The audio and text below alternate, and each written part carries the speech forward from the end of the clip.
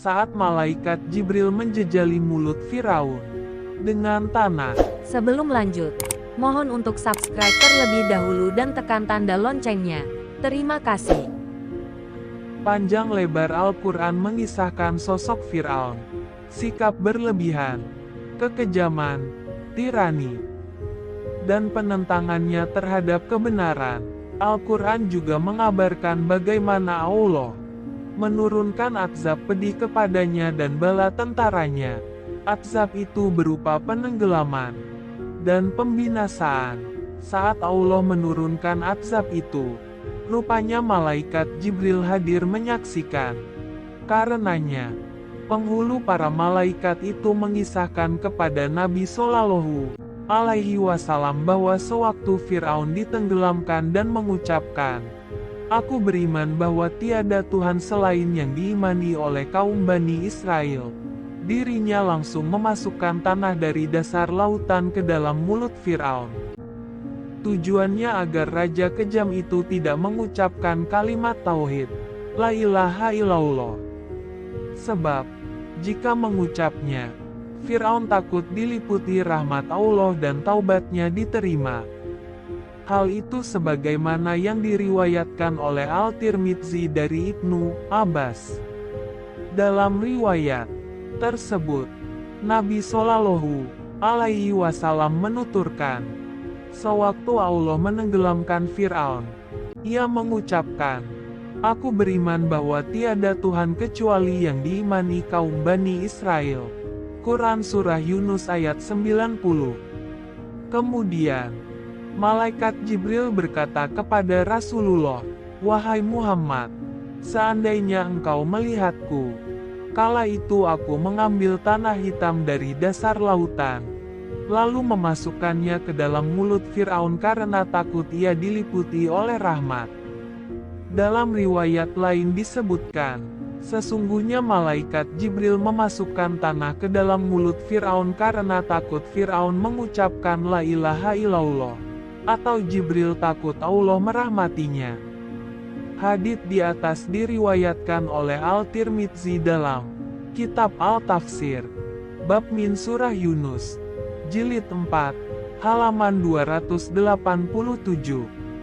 Lihat pula Sahih Sunan Al-Tirmidzi, Jilid 3, halaman 61, nomor hadits 3320 dan 3321. Oleh pentahqiq Kitab Jami Al-Usyul, Jilid 2, halaman 192. Hadits ini disandarkan kepada riwayat Al-Tirmidzi, Ahmad, Ibnu Jarir, dan Abu Dawud Al-Tayalisi.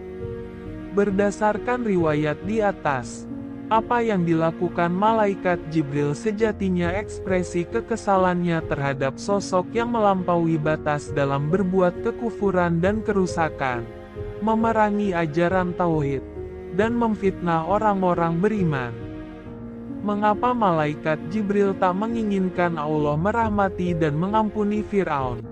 Jawabannya, karena Firaun adalah sosok yang melampaui batas hingga Nabi Musa alaihi salam habis kesabaran dan pernah berdoa agar hatinya dan hati bala tentaranya dikunci mati, hartanya dibinasakan, dan mereka tidak beriman hingga melihat siksaan yang pedih. Sebagaimana dilansir Al-Quran, Musa berkata, "Ya Tuhan kami, sesungguhnya Engkau telah memberi kepada Firaun dan pemuka-pemuka kaumnya perhiasan dan harta kekayaan dalam kehidupan dunia. Ya Tuhan kami, akibatnya mereka menyesatkan manusia dari jalan Engkau. Ya Tuhan kami, binasakanlah harta benda mereka, dan kunci matilah hati mereka, maka mereka tidak beriman hingga mereka melihat siksaan yang pedih." Quran Surah Yunus ayat 88.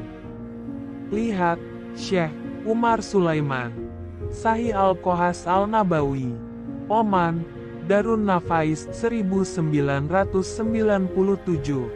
Cetakan pertama, halaman 359.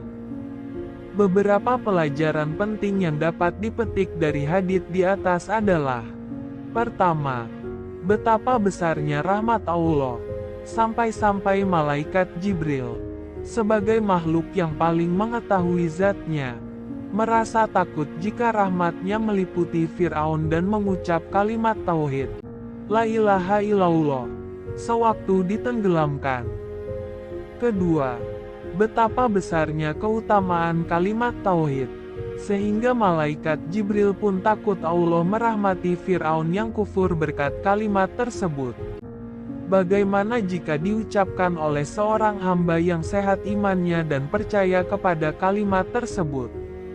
Tak diragukan lagi, mengucapkannya melahirkan pahala dan balasan yang besar. Ketiga, betapa besarnya murka malaikat terhadap orang-orang yang kejam dan kufur.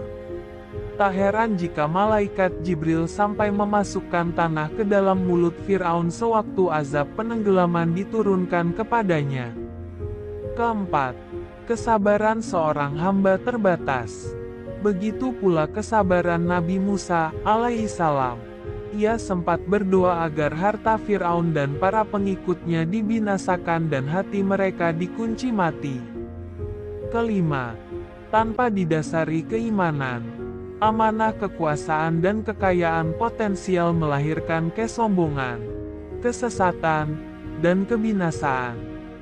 Keenam, kisah ini juga menguatkan bahwa keimanan adalah sia-sia dan pintu taubat akan ditutup saat azab diturunkan, sakaratul maut, atau hari kiamat, kecuali Allah menghendaki lain.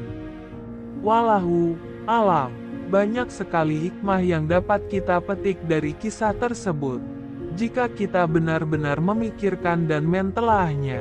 Jika video ini bermanfaat, jangan lupa untuk like, subscribe dan aktifkan tanda notifikasinya agar tidak ketinggalan update video selanjutnya, dan jangan lupa share. Terima kasih.